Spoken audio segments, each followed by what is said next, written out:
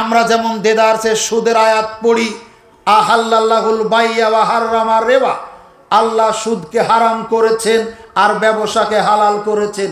আমরা যতই এই আয়াত পড়ি ততই সুদ খায়।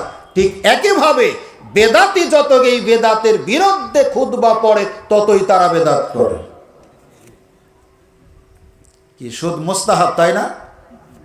কি সুদ কি মুস্তাহাব না? তো কি সুন্নাত? কেউ তো খাই না আমরা, তাই না? আয়াতটা পড়ি চমৎকার, বারবার পড়ি, আহাল্লাল্লাহুল বাইয়া ওয়া হাররামার রিবা, আল্লাহ সুদকে হারাম করেছেন আর ব্যবসাকে হালাল করেছেন। আমরা যতবার পড়ি ততবার সুদ খাই, তার চাইতে বেশি খাই। তার মানে পড়ে পাঠকের কোনো ঈমান আমলের পরিবর্তন হয় না। একইভাবে জুমার খুতবাতে বেদাতের বিরুদ্ধে আরবিতে বললেও জুমার সালাত শেষেই বেদাত শুরু হয়ে যায়। এই জন্য যারা বেদাত করে তারা হলো পথভ্রষ্ট। সহিহ মুসলিম ইসলামিক ফাউন্ডেশন থেকে ছাপা 1878 নম্বর হাদিস। পরের যে বিষয়, যারা বেদাত করে তারা অভিশপ্ত, যারা বেদাত করে তারা অভিশপ্ত, লাআনাত প্রাপ্ত। আমরা একজন আর একজনের জন্য বদদুয়া করতে গিয়ে অভিশাপ করি। এই অভিশাপ কার্যকর হতেও পারে, নাও হতে পারে, কারণ অভিশাপ আপনার প্রতি আমি করি। আমার দোয়াটা আল্লাহ ইচ্ছা করলে কবুল করতেও পারেন, নাও করতে পারেন। কিন্তু মনে রাখবেন, যারা বেদাত করে তাদের উপরে আল্লাহ অভিশাপ করেছেন। যারা বেদাত করে তাদের উপরে ফেরেশতারা অভিশাপ করেছেন।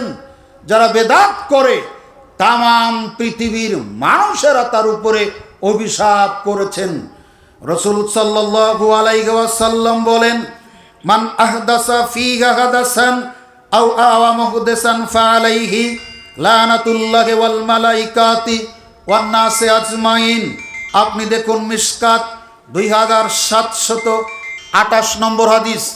রাসূল সাল্লাল্লাহু আলাইহি ওয়াসাল্লাম বলেন, যে ব্যক্তি বেদাত করে অথবা বেদাতিকে আশ্রয় দেয়, আরো কঠিন, যারা বেদাত করে আর যে ব্যক্তি কোনো বেদাতিকে আশ্রয় প্রশ্রয় দেয়, সহযোগিতা করে, তাদের দুইজনের উপরই আল্লাহর অভিশাপ, ফেরেশতাদের অভিশাপ, ওয়ান নাসি আজমাইন, সমস্ত মানুষের অভিশাপ। এ হাদিস থেকে প্রমাণিত হয়, যারা বেদাত করে, বেদাতিকে আশ্রয় দেয়, এরা হলো অভিশপ্ত, এরা হলো লাআনাত প্রাপ্ত আল্লাহর পক্ষ থেকে, ফেরেশতার পক্ষ থেকে এবং মানুষদের পক্ষ থেকে।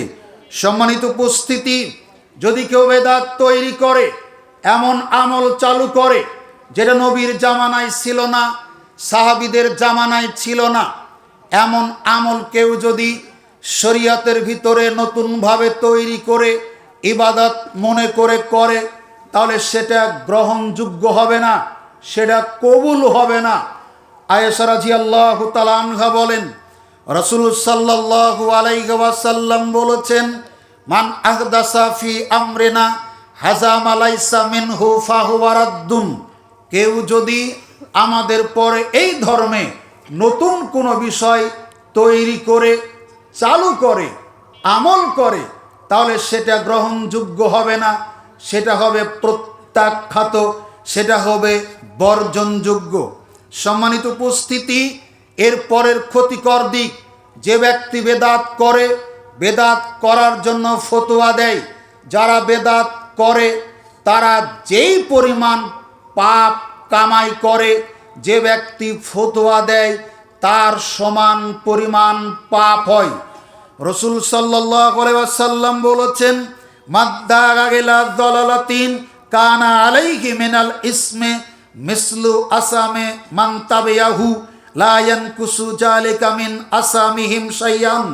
আল্লাহর নবী বলেছেন, যে ব্যক্তি কোনো মানুষকে আহ্বান করে, ডাকে বেদআতের দিকে, গুমরাহির দিকে, আল্লাহর নবী করেননি, বলেননি, অনুমোদন দেননি এমন আমলের দিকে আল্লাহর নবী বলছেন, তাহলে যারা তার অনুসরণ করবে, যারা তাকে মেনে চলবে, তার ওই পরিমাণ পাপ হবে যেই পরিমাণ পাপ যারা বেদাত করবে তাদের হবে।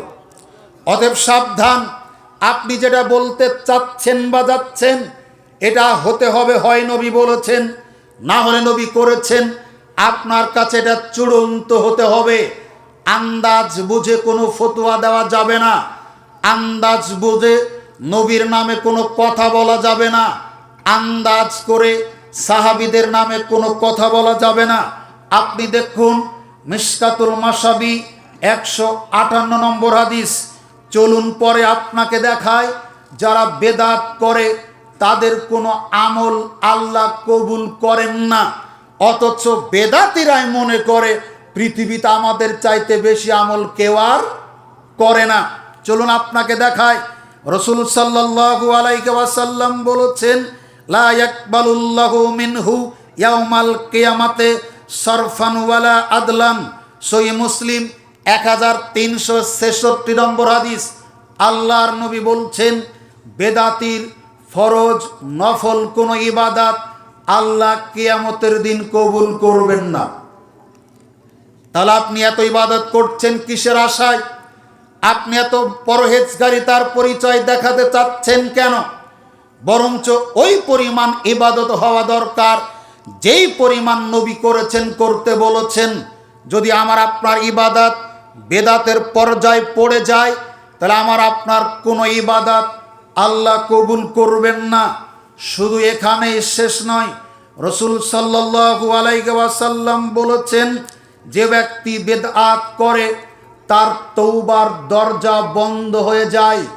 অথচ আল্লাহর নবী অন্য হাদিসে বলেছেন, মানুষের তওবা কবুল হয় সূর্য পশ্চিম আকাশে উদিত হওয়ার পূর্ব পর্যন্ত। অথচ যারা বেদাত করে তাদের জন্য তওবার দরজাটা বন্ধ করে রাখা হয় যতদিন পর্যন্ত তারা তওবা করে ফিরে না আসে বেদাত থেকে। রাসূল সাল্লাল্লাহু আলাইহি সাল্লাম বলেন, ইন্নাল্লাহা হাসাবাত তাওবাতা আন কুল্লি সাহিবি বিদআতিন। আল্লাহ প্রত্যেকটা বেদাতির তওবার দরজাটা বন্ধ করে দেন ততক্ষণ পর্যন্ত, হাত্তা ইয়াদা বিদআতুহু, যতদিন পর্যন্ত সে বেদাত থেকে ফিরে না আসে। তার মানে আমি আপনি বেদাত করি এটা বুঝতে পারার পর তওবা করে নতুন করে যদি আমল করা শুরু করি, এই আমলগুলি আল্লাহ কবুল করবেন, তওবা কবুল করবেন। না হলে বেদাত চলতেই থাকবে। আপনি যতই আমল করুন না কেন এই আমল আল্লাহ কবুল করবেন না। তওবা করলে তওবা আল্লাহ কবুল করবেন না। চলুন আরো ক্ষতিকর দিক। যারা বেদাত করে তারা নবীকে পেয়ে সন্তুষ্ট নয়। যারা বেদাত করে তারা ইসলামকে ধর্ম হিসেবে পেয়ে খুশি নয়। যদি খুশি হতো ধর্মে যা এসেছে ততখানিতেই সন্তুষ্ট থাকতো। আল্লাহ নবী যেমন বলেছেন, মান জাকা তা'মুল ঈমান, ওই ব্যক্তি সত্যিকার অর্থে ঈমানের স্বাদ চাখতে পেরেছে, যায় রব হিসেবে আল্লাহকে পেয়ে খুশি হয়েছে। নবীকে মুহাম্মদ সাল্লাল্লাহু আলাইহি সাল্লামকে নবী হিসেবে পেয়ে সন্তুষ্ট হয়েছে, ইসলামকে ধর্ম হিসেবে পেয়ে খুশি হয়েছে। ইসলামকে ধর্ম হিসেবে পেয়ে যারা খুশি, মুহাম্মদ সাল্লাল্লাহু আলাইহি ওয়াসাল্লামকে যারা নবী পেয়ে খুশি, আল্লাহ সুবহানাহু ওয়া তাআলাকে যারা রব হিসেবে পেয়ে খুশি, রাসূল সাল্লাল্লাহু আলাইহি সাল্লাম বললেন তারাই সত্যিকার অর্থে ঈমানের স্বাদ চাখতে পেরেছে।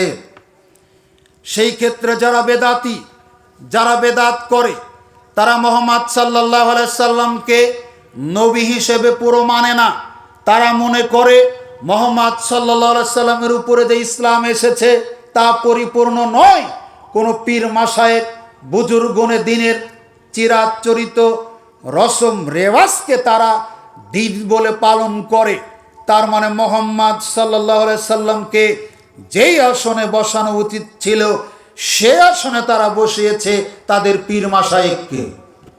সম্মানিত উপস্থিতি, এরপর আর একটা বিষয়, ইবলিসের কাছে সবচাইতে প্রিয় হলো বেদাত, গুনাহ করার চাইতে, পাপ করার চাইতে, অন্যায় করার চাইতে ইবলিসের কাছে বেদাত করা প্রিয়। কথা বুঝেননি? বেদাত করা পাপ করার চাইতে প্রিয় ইবলিসের কাছে। ইবলিসের কাছে গুনাহ করা সস্তা। তার ধারণা গুনাহ করলে মানুষ আল্লাহর কাছে ক্ষমা চায়, আর বেদাত করলে ক্ষমা চায় না। এই জন্য ইবলিসের কাছে বেদাত সবচাইতে ভালো গুনাহ করার চাইতে। বুঝাতে পারি না আপনাদের? মিস্টার ইবলিসের কাছে গুনাহ করার চাইতে বেদাত করা প্রিয়। কেন? গুনাহ করে মানুষ বুঝতে পারলে ক্ষমা চায়, কিন্তু বেদাত করে মানুষ নেকি মনে করে বেদাত করে ক্ষমা